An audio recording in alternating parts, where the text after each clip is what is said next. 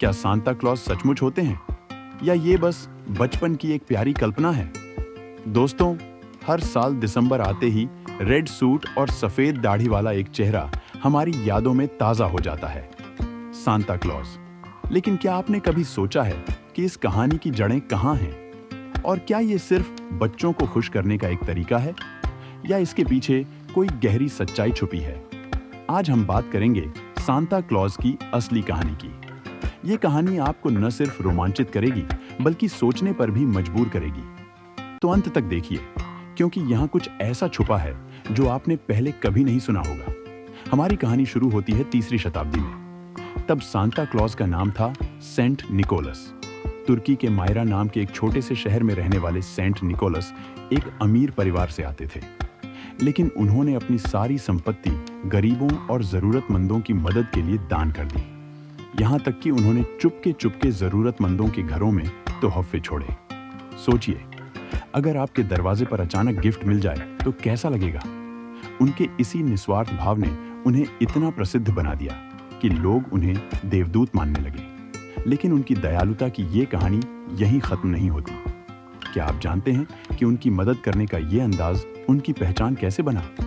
जैसे जैसे सदियां बीती, सेंट निकोलस की कहानी कई देशों में फैल गई। लेकिन 19वीं शताब्दी में अमेरिका ने उन्हें सांता क्लॉज के रूप में नया रूप दे दिया। वो लाल सूट, लंबी दाढ़ी और हो वाली आवाज असल में 1930 के दशक में कोका कोला के विज्ञापनों से आई थी। सोचिए, जो सांता कभी गरीबों की मदद करते थे वो अब ब्रांड्स का चेहरा बन गए। सांता क्लॉज के बारे में और भी कई मजेदार बातें हैं, जैसे उनके स्लेज को खींचने वाले रेनेडियर्स और नॉर्थ पोल पर उनका घर। लेकिन ये सिर्फ कहानियां हैं। असली सांता की आत्मा उनकी निस्वार्थ सेवा में है। क्या आपको लगता है कि आज के समय में कोई इतना निस्वार्थ हो सकता है? आज सांता क्लॉज का असली अर्थ क्या है? ये सिर्फ एक व्यक्ति नहीं, बल्कि एक विचार है, दूसरों की मदद करना बिना किसी स्वार्थ के। लेकिन सवाल है, क्या हम इस विचार को अपने जीवन में उतार पा रहे हैं? आज की दुनिया में जहां हर कोई खुद के फायदे की सोचता है, क्या आप सच्चे सांता बन सकते हैं? यहां सोचने वाली बात यह है कि अगर सेंट निकोलस जैसी निस्वार्थता और उदारता हमें स्वस्थ और समृद्ध जीवन का रास्ता दिखा सकती है, तो हम इसे क्यों ना अपनाएं? क्या सांता क्लॉज सिर्फ बच्चों के लिए है या उनके पीछे छुपे विचार हम सबकी जिंदगी बदल सकते हैं? तो दोस्तों, अगली बार जब आप सांता क्लॉज के बारे में सोचें तो सिर्फ तोहफों की बात ना करें।